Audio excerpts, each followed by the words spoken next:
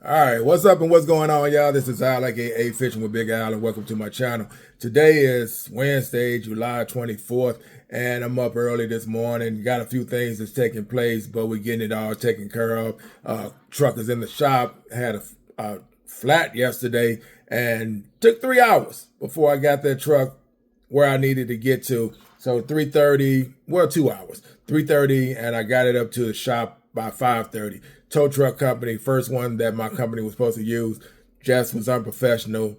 Didn't call, didn't text, canceled because they said it was raining, and never reached out to me. So I'm sitting there waiting. So long story short, if you want something done, take care of it yourself. So I called the towing company myself, called another company, had them pick it up, and then I just filed a claim with my insurance company. So if you're allowed to do that, I think the best way to always do it, if you got the money set to the side, just go ahead and pay for them to do it and then file the claim. If your insurance company is legit, they're going to take care of you, and they always do.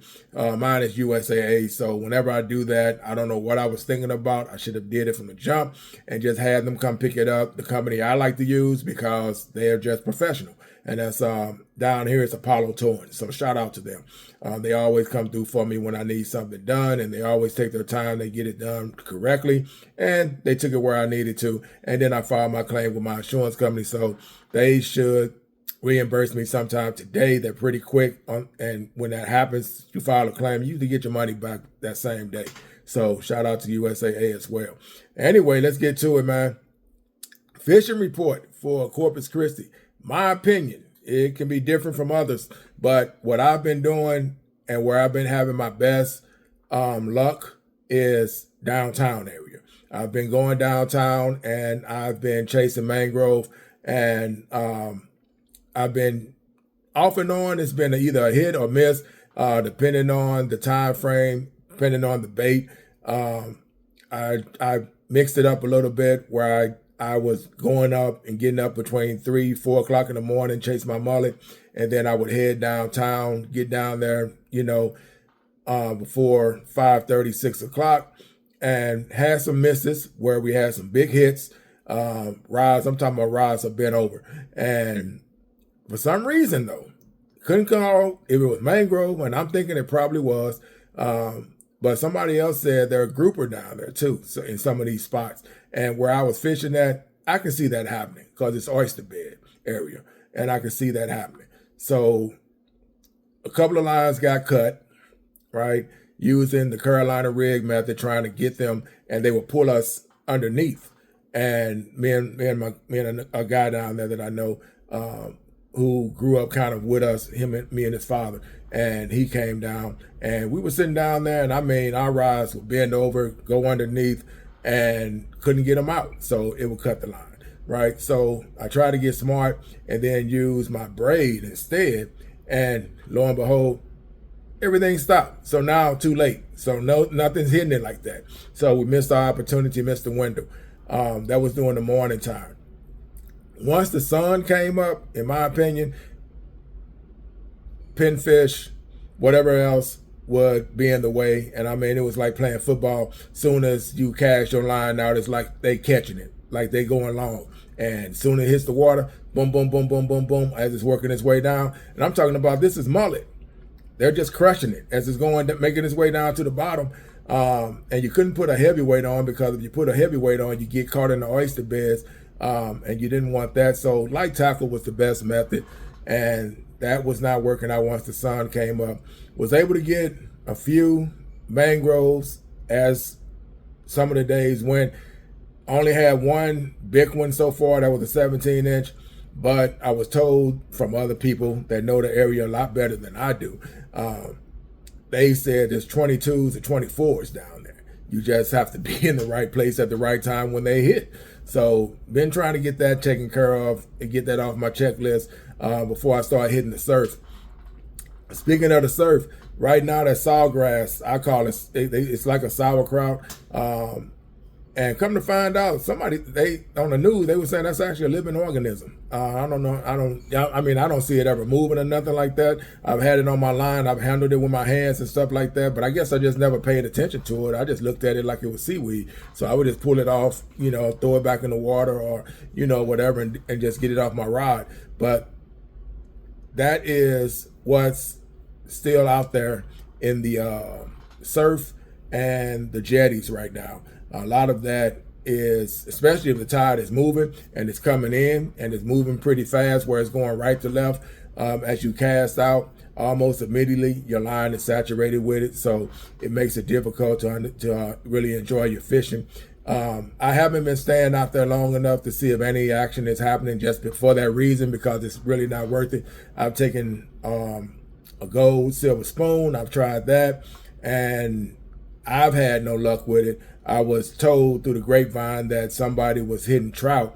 I don't know what time of the day they was doing it, but they said they were hitting trout specks in the surf. So if that was happening, salute that you're doing, handling your business. But when I went out there, I didn't see too much happening. I think I tried it day before yesterday. I went to the surf. I walked out into the first gut and I cast out into the surf, and then I actually cast left to my standpoint, and I was casting to the left, and I was actually working it through, trying to just work it through the guts to see if anything was in there. Had a few hits, but I didn't have any takers, so it could have been small fish just hitting a small spoon. They were like light spoons, them light spoons that you get from HEB, the real light ones, and I was throwing those. So nothing hit those. But my best action for me has been the mangrove snapper downtown area, only because that seaweed is in a bad position right now where I think we got like another 2 weeks.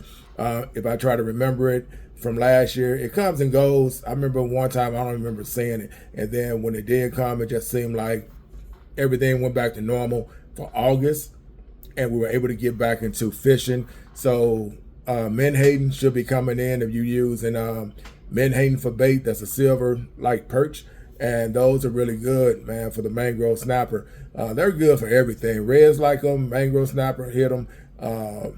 You can get sand trout on them, so sand trout will hit them. I've never caught a flounder on it, so I don't know if flounder would be interested in it. They're not flimsy, they're not coarse, but they're not flimsy either. So they don't just come off real easy. And they're a silver pen. These are really nice to use, man, for everything. And it attracts a lot of hits.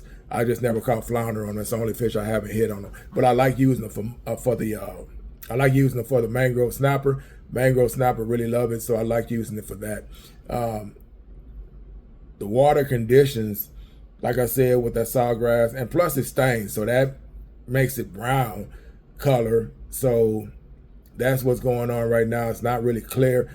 Inland, as far as driving across the JFK, a lot of fishing going on. You can see people fishing the bays, and so there's good water in the back of the bays, so there's good action with that. This week we're supposed to have storms. It's supposed to rain from now all the way till Friday or Saturday, maybe Sunday or something like that, but it's been off and on. I haven't seen anything really heavy yet to make it feel like I got to worry about my electricity going off or anything like that. So I haven't seen or heard the thunder and lightning in my area, but you can see the cloud coverage. That's about it, but it looks like it's a hit and miss as usual. So, we got our fingers crossed that we do get the rain, because we do need it for the watershed. So hopefully that does take place.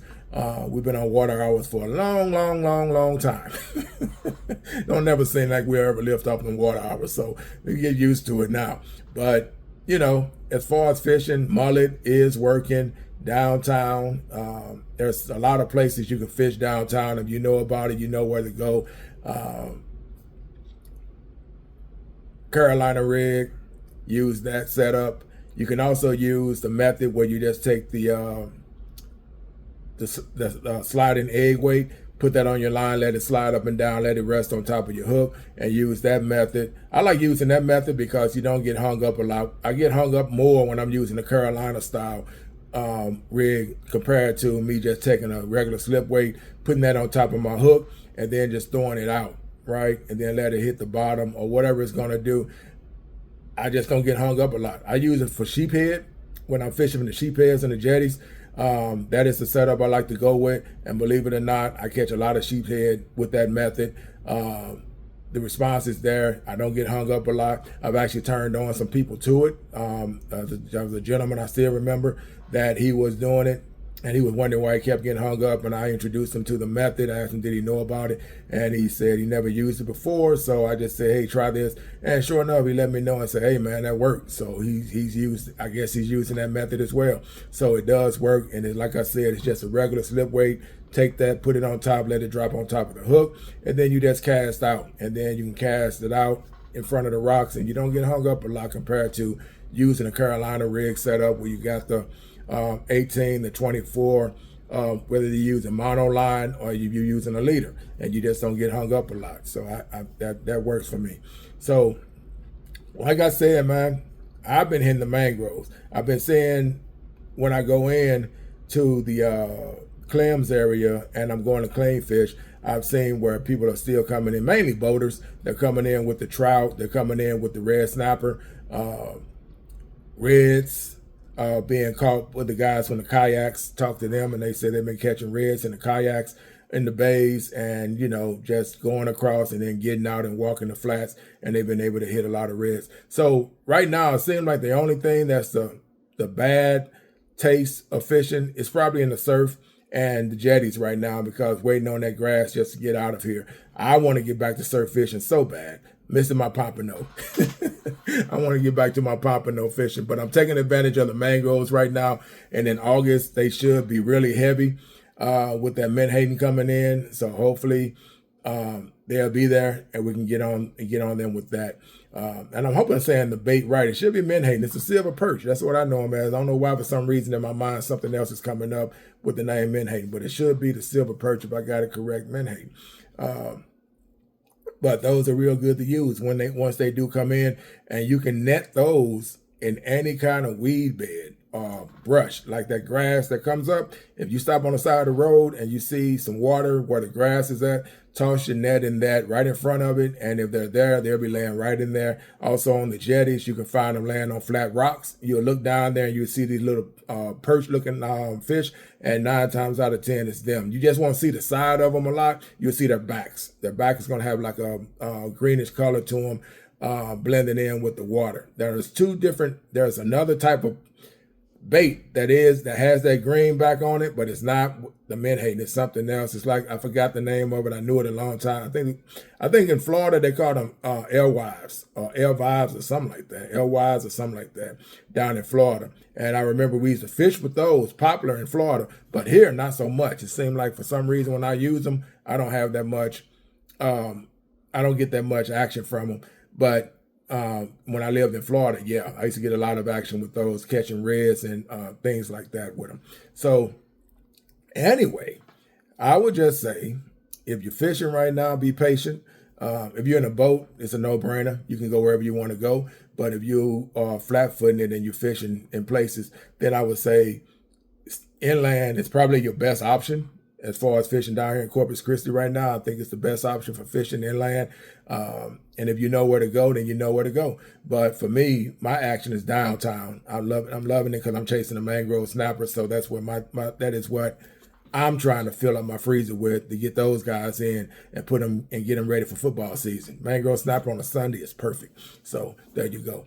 But with that said, man, this is Al. Y'all know what time it is. It's fish on, baby. Tight lines, enjoy, be safe, and whatever you got going on, man, enjoy it, ride the wave, and be who you are. That's all I can say. With that said, I'm out. Y'all be cool. Peace.